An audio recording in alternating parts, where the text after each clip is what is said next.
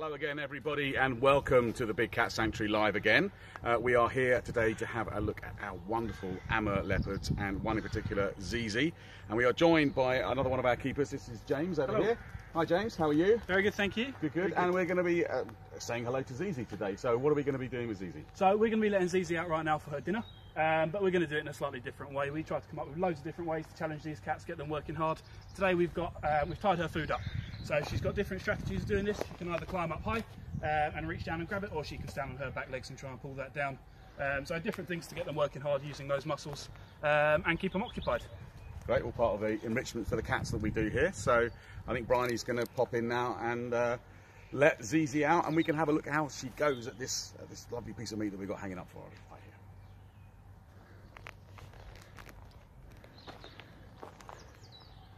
So James, we're doing this enrichment, so it's something we do with all our cats. It's an important part of caring for them. Yeah, for sure. So obviously these animals in the wild, they're going to spend hours hunting for food, not always catching food, in general working a lot harder than they have to do here. So we have to work really hard as keepers and come up with really creative and imaginative ways to keep them active, keep them busy, and keep them ticking over, really different things for them to do and take up their day. So this is a fantastic example of it. It doesn't always involve food.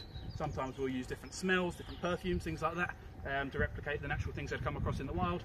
It can be things like novel items, things like balls or barrels, things that they just enjoy playing with.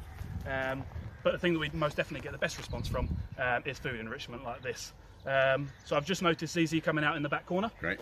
So right now she'll be searching for her food, wondering where it's going to be. Every single time we do it somewhere different.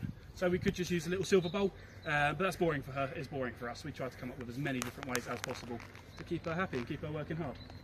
So it's not just a physical thing, right? Like you say, it's like a mental stimulation as well for them. Exactly, yeah. So when we're doing things like this, we normally have two main aims. It can either be a real workout and really keep them as physically fit as possible and tire them out, or it can be to keep their minds ticking over. With some of the smaller cats, we'll do things like puzzle feeders and whatnot to keep them thinking and get them to use their brain to work out the best way to do things. So loads of different techniques that we have to keep them happy and healthy here at the sanctuary. Here she comes now. Giving us a bit of a wide berth before she goes for it. Just checking we're not going to steal it away from her, I think.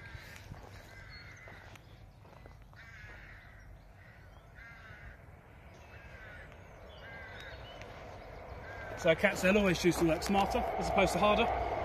So what she's probably seen that bit straight away, but she's going to go and see if there's any easier bits that she can pick up without quite working as hard. Often we'll give them multiple bits to keep them searching the whole enclosure. Today it's just the one, but she's going to go and see if she can be lucky elsewhere. So leopards, you say they're quite an intelligent cat species. And, yeah, for sure. Yeah. I'd say they're one of the most switched on species that we have, put it that way. Wherever leopards are, there's always animals bigger and scarier than them, but also a lot more underneath them as well. So they've not only got to avoid predators, but look for their own prey as well. So for that reason, they're a little bit more switched on and very much more intelligent than a lot of the other cats here.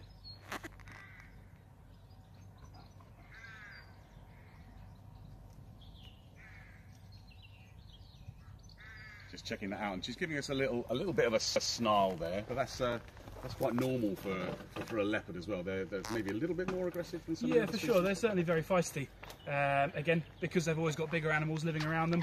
With an Amur leopard like Zizi, for example, will be sharing the exact same habitat as Amur tigers or brown bears. So she's always got to be on guard. And what they lack for in size and strength compared to some of the other bigger predators there, they certainly make up for in attitude and personality.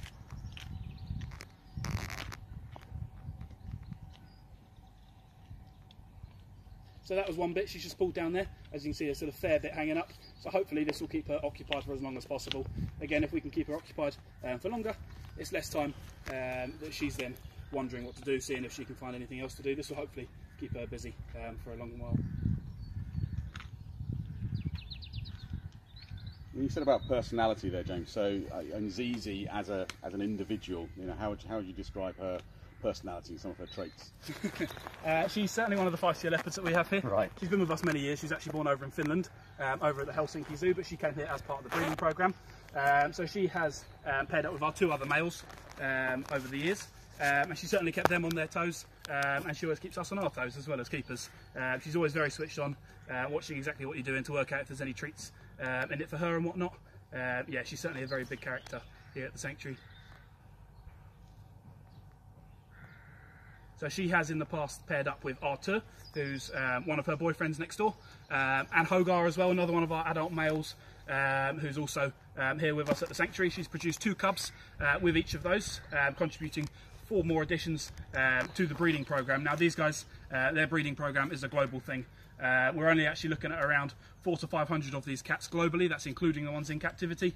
So these 4 babies, well, they're not babies anymore, are certainly essential additions, and they've gone all over the world. She's got a cub in Japan, she's got 1 in the States, and 2 more here in Europe. And these cubs have also gone on to breed. Zizi actually now is a grandmother, which is quite nice, and certainly very rewarding for us here at the sanctuary to know that the work we're doing here doesn't just stop here. There's loads of zoos all around the world, all on board to help these guys out. That's great to hear. You talk about helping them out, so the breeding program, part of that obviously as a safety net for the species in the wild. I know there's the possibilities of reintroduction programs with Amur leopards as well, but also obviously we're looking at other conservation work. So maybe just tell the guys at home about the sort of conservation work we fund and how we're helping Amur leopards in the wild. Yeah, so the reason that it is so important for the Amur leopard is actually what we're looking at now is the rarest big cat on the planet. They're classed as critically endangered out there in the wild. Their current numbers are estimated to be just around 100 individuals. That's not 100,000, that is literally 100, and that is it. Doesn't sound like anything, but we're actually very pleased to say that they've reached 100, because a couple of years ago we were only looking at around 40 individuals out there in the wild, so 100 actually is a very big milestone. Now that gain, that was all done purely because of thousands of pounds raised by different conservation charities worldwide, by us here at the sanctuary and many other zoos worldwide, to try and bring these guys back. A lot of the issues were caused by hunting, not only hunting these guys for their skin and for their bones for traditional medicine, but equally hunting their prey. So they were having to search more and more for their food, and they were then coming into contact with people. So more protected areas have been created, anti-poaching teams have been deployed in various areas in the Russian Far East to try and stop these guys being poached, and more education and awareness about these fantastic animals too. So here at the sanctuary, we not only have contributed to the captive breeding program, but we also support 2 very large charities that work out there with the Russian East, in the Russian Far East. We support the Wildlife Vets International, which are down there educating the native vets over there about the best ways to look after these cats and advancing with their knowledge out there. Hi guys, sorry we lost you there for a second.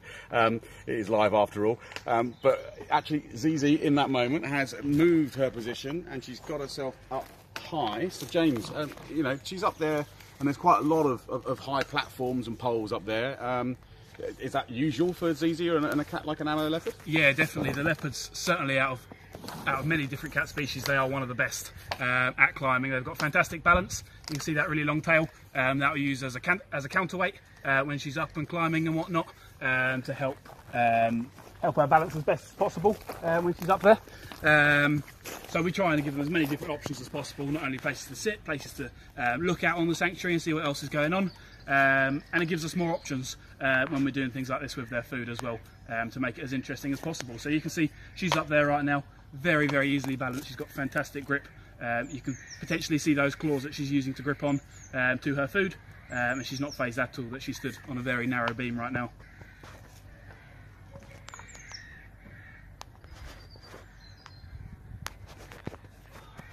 Such a beautiful cat in there. And so how long would she take, would you say, normally to get through a piece of meat like this?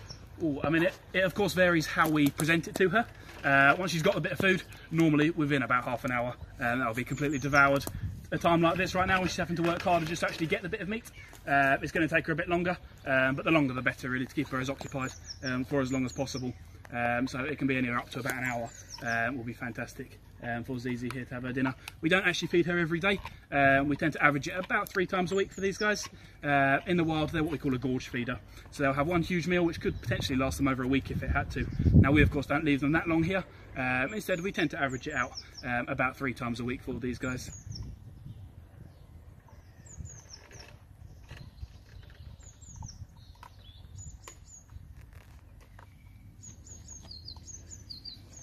That's amazing. Just to see an animal in action like that, close up, see them working.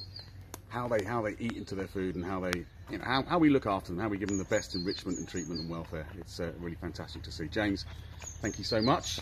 No problem at for all. My pleasure. introducing Zizi to us. My pleasure. Ladies and gents, that's another little insight into the Big Cat Sanctuary and another one of the gorgeous cats that we have here. We hope you can join us next time when we'll go and see one of our other magnificent animals here at the Big Cat Sanctuary, and that's live. Thanks guys, see you soon. Thank Bye. you.